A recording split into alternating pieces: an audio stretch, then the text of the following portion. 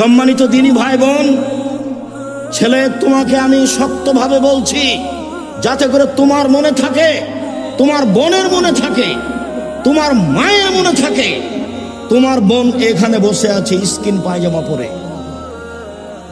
ও তো খ্রিস্টানদের নীতি, অঙ্গ প্রত্যঙ্গ দেখা যায় যায়, লজ্জা স্থান বোঝা যায়, তার নাম স্কিন পায়জামা। এটা তোমার বোন পরে আছে।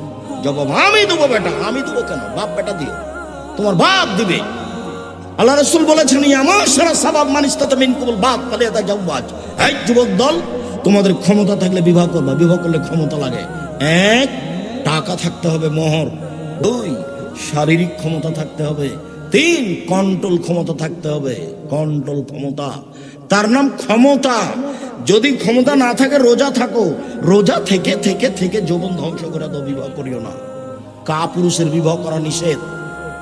কাপুরুষের বিবাহ করা নিষেধ।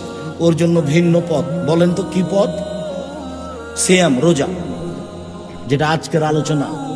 সম্মানিত দিনী ভাই বোন, এই ছেলে, তোমার বোন এখন একটা পায়জামা পরে আছে, যে পায়জামাতে আর একজন ঢুকবে। এরকম রিক্সায় উঠলে হাঁটু পর্যন্ত দেখা যায়।